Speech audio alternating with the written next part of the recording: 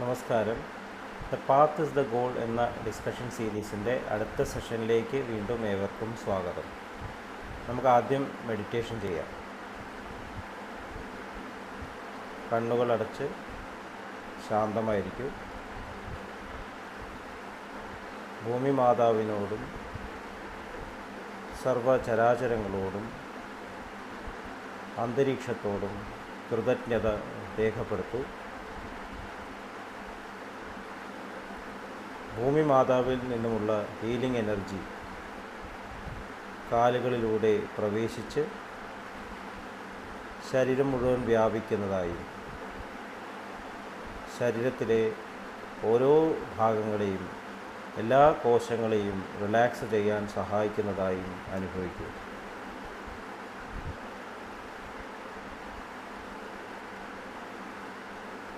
ശരീരം പരിപൂർണമായും ഇപ്പോൾ റിലാക്സ്ഡായി.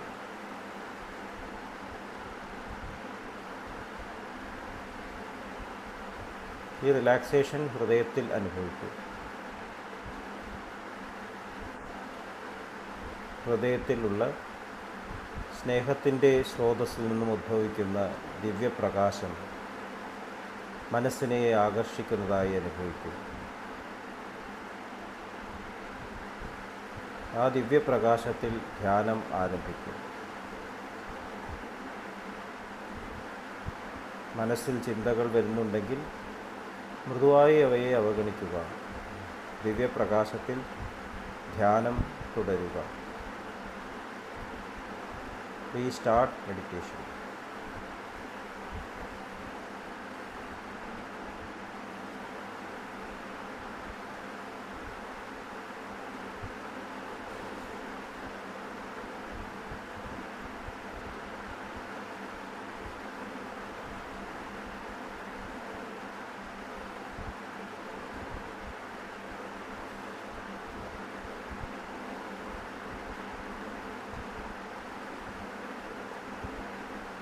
ഓക്കെ. കണ്ടീഷൻ ഹൃദയത്തിൽ നിലനിർത്തി പതുക്കെ കണ്ണുകൾ തുറക്കൂ.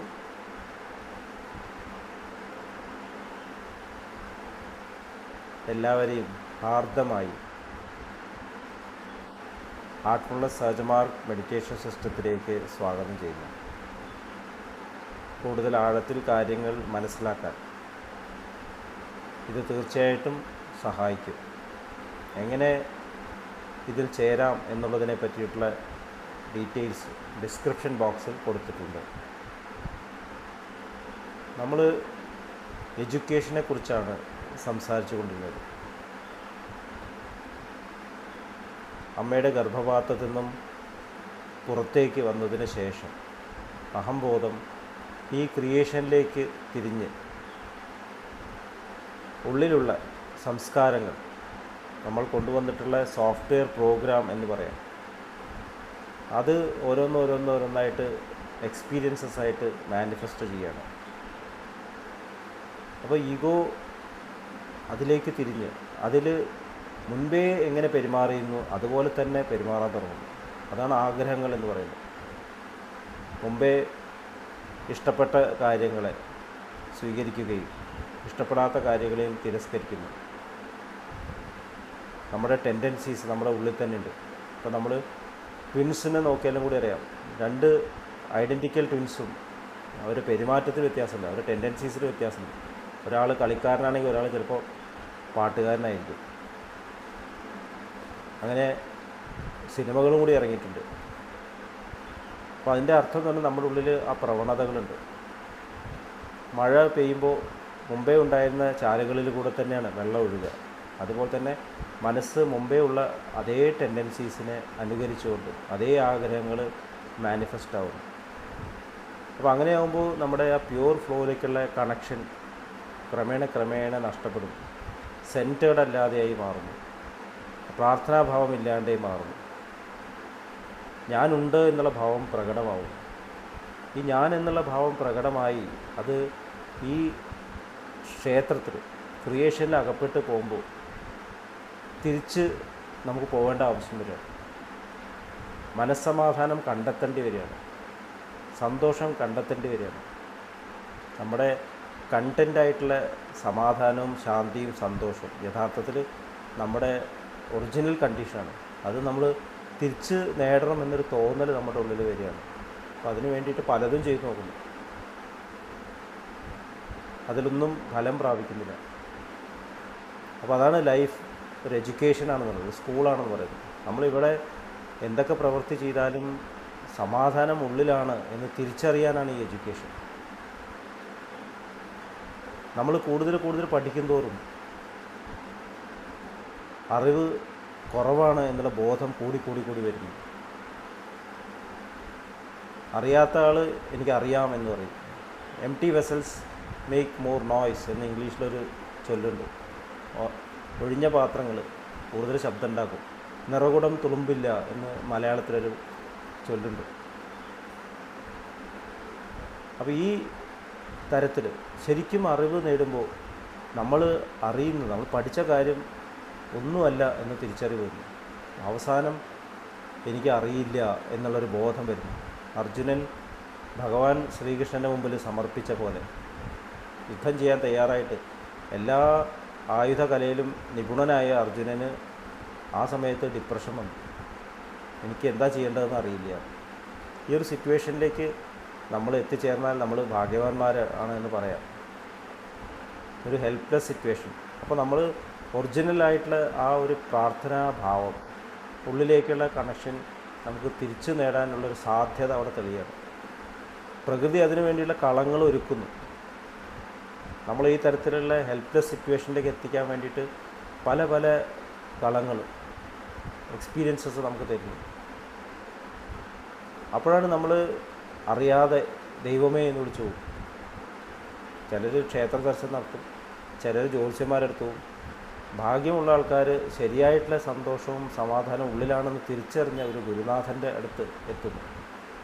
ഗുരുനാഥൻ അവരെ ശരിക്കുള്ള ആ പാതയിലേക്ക് രണ്ടാമതും കണക്ട് ചെയ്തു. അതാണ് ഉപനയനം എന്ന് പറയുന്നത്.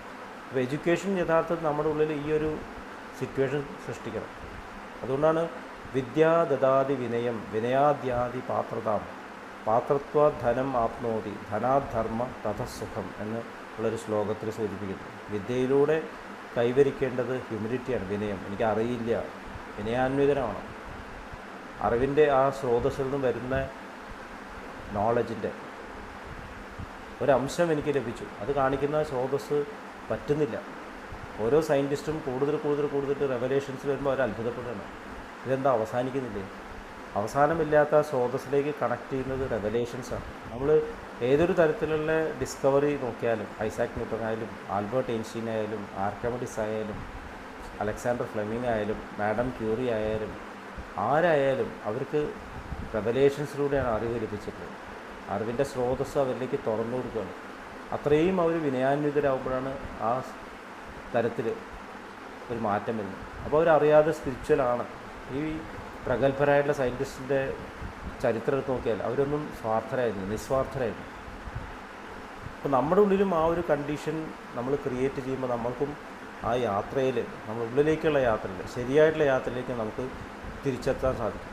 അപ്പോൾ വിദ്യയിലൂടെ വിനയം കൈവരിക്കുക, വിനയത്തിൽ നിന്നും ക്യാരക്ടർ ട്രാൻസ്ഫോർമേഷൻ വരണം. അതിനുശേഷമേ നമുക്ക് ധനം ലഭിക്കാൻ പാടുള്ളൂ, അത് ഉപയോഗിക്കാനുള്ള കഴിവുണ്ടാവുള്ളൂ എന്നാണ് നമ്മൾ മനസ്സിലാക്കുന്നത്.